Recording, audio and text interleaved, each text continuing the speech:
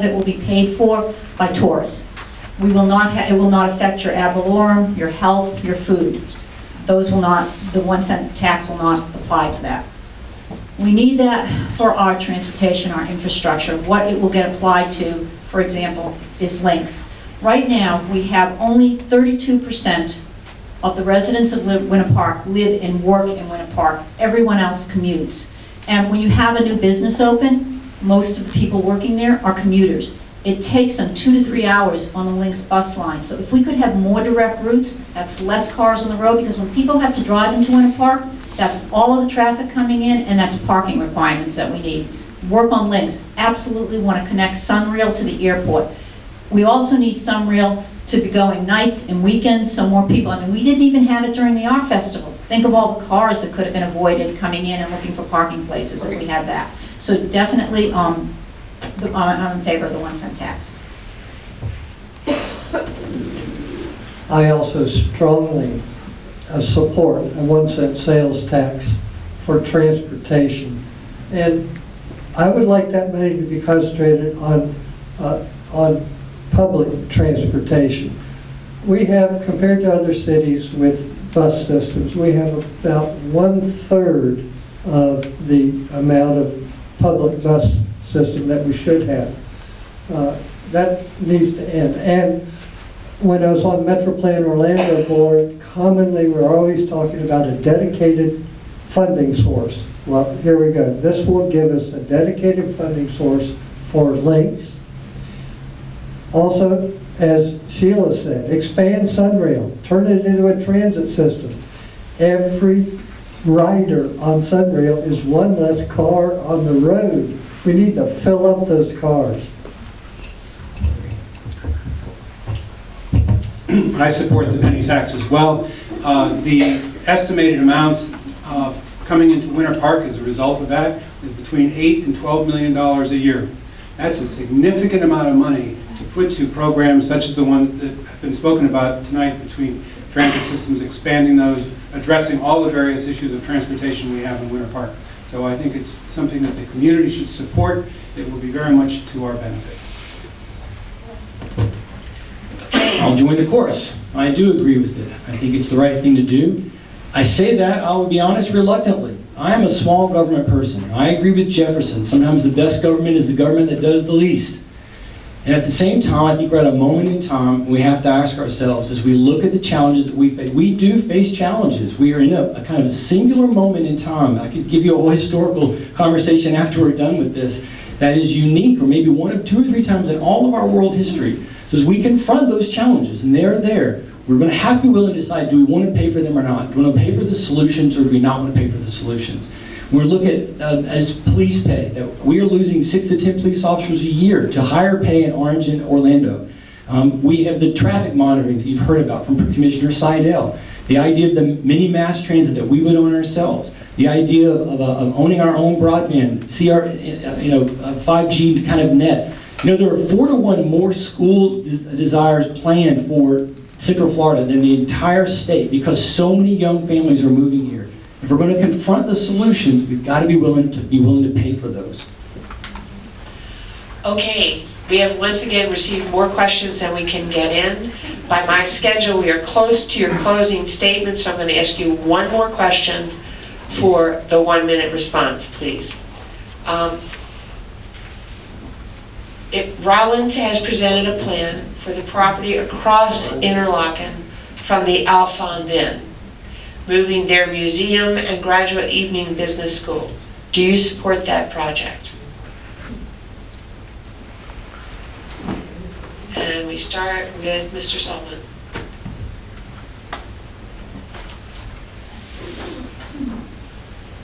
There are 3 components of that I think are important. One is the Crummer Business School, and this would be the first time that there have been Rollins classes north of Fairbanks. The second is the Cornell Museum. It would provide greater access to that museum. That would be wonderful. The third item is the massing of the buildings with not much open space. So weighing all those together, I think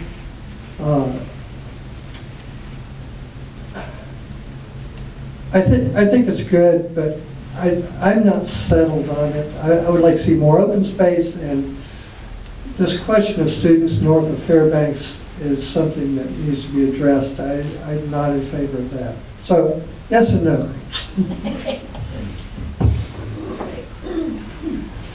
Rollins and Winter Park have had a long time history of partnership and working together to determine what is best for both the community and Rollins. That said, the commission currently has been watching very carefully as to how this project would go forward. And as a result of their watching this project, have made several recommendations to increase setbacks, to increase open space on the project. As it is currently designed, I support the project. I don't have the concern with students coming over on this side. I think that, Winter Park, Rollins is part of Winter Park. Winter Park should be part of Rollins. I think we really need to try to erase that line of Fairbanks Avenue and just work together in a much better way, and this project gives an opportunity to do that. Having the art museum is just it's a huge plus. That's just going to be fabulous. Thank you. Well, I think I'll start by using this to say that one of my plans as commissioner would be to always promise to talk to my neighbors, to talk to the citizens, to find out what they think.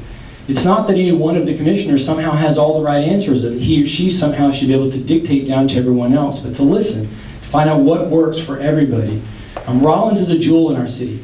My daughters went to schools just like Rollins across the country, and in every one of those cities, there is that town gown conversation and concerns that are appropriate. As a college professor, I know what those concerns are, and I'm aware of those.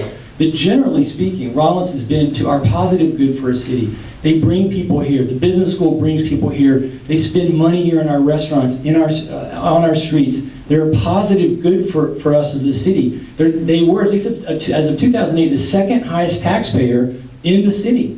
That all their land is not taxed. So there's a benefit to us both in the reputation and what they bring in. And finally, for our future, we want some of these students who have come to go to school here to want to stay here. We want to be welcoming to them, and that comes with a good relationship.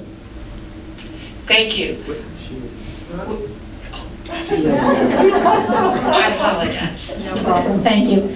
I am absolutely for the Cornell Museum being built. And at the commission meeting, Rollins said you don't get Cornell without Crummer.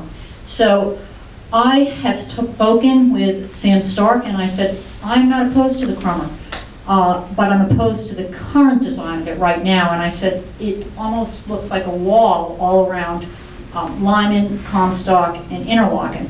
And the massing isn't right, because you've got this wonderful, beautiful open space in the center. So I am for it, but they just need to do a little bit more redesign so we're not walking around what seems like a prison wall. And yes, and if they can, and I'm sure they can, because they have told me they are in disagreement. They don't know whether they want it to be contemporary or more in the same line of Spanish architecture that they have over there now. So yes, I definitely support it. I think it would be an asset to the Avenue too, because these are not young students for the most part. These are adults, and they're there mostly nights and weekends, so they're not there during the peak business hours. So yes, I am in support of it. My apologies. We're now going to move to the closing statements, because we told you we'd keep it to an hour. You each get 2 minutes. Again, they drew cards to figure out who was going first to last. And Mr. Cressman, you're up first. Thank you very much. When my wife and I moved here 26 years ago, we found Winter Park to be a charming village with tree-lined streets and wonderful people. There are still wonderful people here today, but over the past 10 years, as I've said already, the tone has begun to shift in a way that concerns me. The idea of some people are others, some people are doing harm. These are our neighbors. It's this tone that led me to run for office, to say we can choose another path. After spending this past several months talking to my neighbors, listening to their concerns, I'm convinced that at the core of this tone is fear. A fear of change, a fear about the future. I feel that same worry myself. Then instantly my mind goes to FDR in his first inaugural address when he said, "Let me assert my firm belief that the only thing we have to fear is fear itself. Nameless, unreasoning, unjustified terror which paralyzes needed efforts to convert retreat into advance." He's right. Fear of the future does not help us in our thinking as we confront challenges. We don't need to retreat as we look at the challenges of more people moving to Central Florida. We need to worry about traffic. Instead, we advance boldly toward those challenges, welcoming to others, not being exclusionary. I believe we choose a better way. led by leaders who are thoughtful, respectful, acknowledging that no one has a monopoly on all the right answers, and we find our next best step together. For over 30 years in my adult life, working mostly in the nonprofit sectors, I've demonstrated this kind of leadership, that people matter, all people matter. Those who worked alongside me agree. My Peter Taylor said, I've worked on Carl on the Parks and Rec Board for 5 years, and his effective leadership style and passion for Winter Park's future makes him an ideal candidate for the City Commission. My peer at Valencia, Heather, added, I've worked along Carl for years at Valencia, and his vision for our city matches the future I want for my children. One of my former students who lives in this town and grew up in this area said, having grown up in this area, I want a leader like Carl who has a thoughtful understanding of our past, balanced with a positive vision of what could be.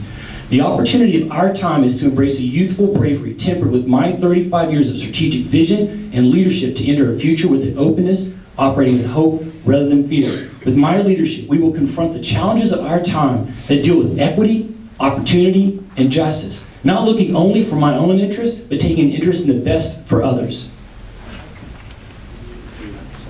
And next is Mr. Brad. Again, thank you to the League and the library for holding this forum. It's so important to include everyone in the conversation, and I really appreciate that opportunity, and I know my fellow candidates do as well. I think some people want to go back to the good old days. You know, we often aspire to that. I like the good old days too, but I have to look at where we are now and to plan for the future. A future which preserves all things that we love most about our town, and a future in which our children can raise their children right here in Winter Park. I'd like to add one thing that I've just recently learned and I'm really proud of. I have been endorsed by 5 former mayors of Winter Park. As you know, many of our mayors have different thoughts. They have different points of view, and they don't always agree. But they all agree that I should be your next commissioner in seat 1, and I hope I get your vote on March 17th. Thank you. And next, Mr. Sullivan. Over the last 20 years, I've served the city by doing backroom work, serving on, working with city staff and working with other volunteers.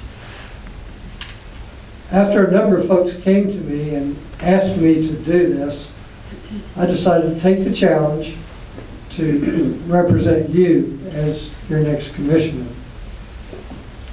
My service to the city has included the Utilities Board, Stormwater Board, Transportation Task Force, Pedestrian and Bicycle Board, and Lakes and Waterways Board. And in addition to working with volunteer work for Winter Park, I've served on the Orange County Public Works Board, Metro Plan Orlando, Florida Conservation Coalition, and statewide Natural Resources Director for the League of Women Voters of Florida. Our city has big projects coming that need critical thinking and knowledgeable oversight. We need leadership by someone with experience serving the city. My service to the city, along with my strong engineering background, will help me to ably serve you. I'm looking to achieve more citizen-focused government in Winter Park with enhanced city transparency and information. My knowledge and experience will allow me to serve you well as your next commissioner. I aim to keep our city the premier urban village it now is, and work to preserve what is best in our community, because we are a community, not a commodity. Thank you to the League of Women Voters and Dr. Edwards. And thank you all in the audience for being here. I am the one with the most experience on this board, and I will have the time, because after almost 40 years of practicing law, I've stepped back as of June so that I could devote myself full-time to being the best possible commissioner you could have. There are many issues facing the city right now, and they need the time to put into them, whether it's going from department to finding out what the problems are and then addressing them. But I believe, fundamentally, we are the stewards for the next generation, and it is our responsibility to leave the city better than we found it for everyone living here. New families coming in, new residents, and the people that live here.